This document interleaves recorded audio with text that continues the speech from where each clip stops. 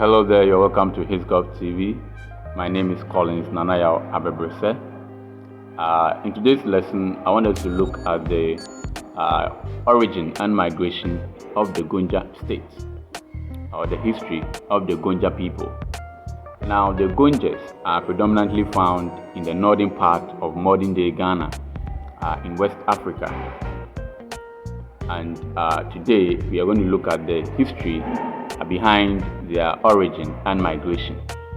So before we begin with the discussion, let's take a look at the objectives for today. The objectives is quite simple. At the end of this lesson, you should be able to trace the origin and migration of the Gonja people from wherever they came from to their present settlement in Ghana.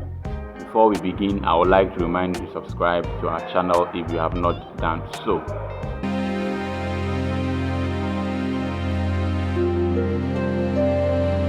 Gonja, also known as Ngbanya, was a kingdom in northern Ghana founded in 1675 by Sumaila Ndewura Jakpa.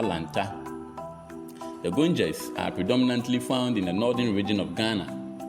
The people speak the Gonja and French language. Available historical evidence suggests that Gonja was founded by Mande warriors and traders from Mali, led by Wad Naba or Naba'a, perhaps in the second half of the 16th century. They were attracted by the southern trade which had developed in the area between the Black and White Volta.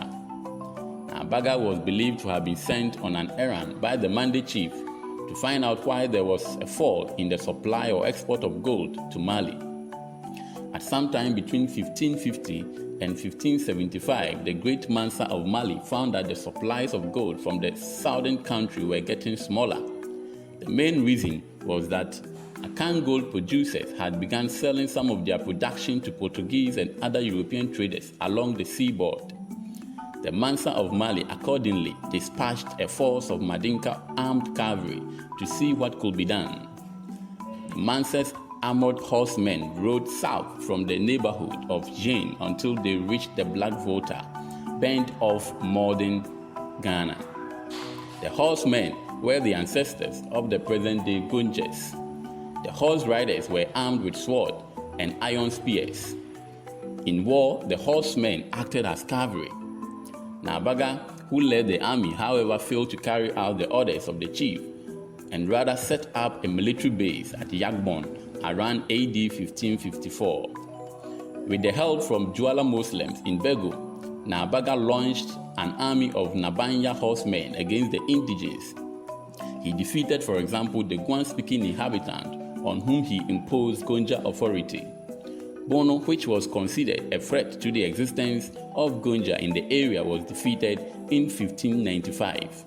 Between 1623 and 1666, the king Ndewura Jakpa, who happens to be the fifth Gonja kings after Naba'a, led an invasion against Dagbon. He carried out further conquests, taking the important salt-producing center of Dagbon from the Dagombes. Jakpa also defeated other states in a number of major engagements and founded several towns and villages, including the important market center of Salaga. It was Jakpa who expanded the territories of the Gonja states. Good. So I hope you enjoyed the lesson. Now, bear in mind that the tradition that you just heard is one of the oral traditions surrounding the origin as well as the migration of the Gonja people. However, there are several origins, there are several traditions surrounding the origin and migration of the Gonja state. You can share some if you have any one which is different from the one that we have just shared. You can share it in the comment section for us. Please do not forget to subscribe to our channel. Have a nice day and thank you.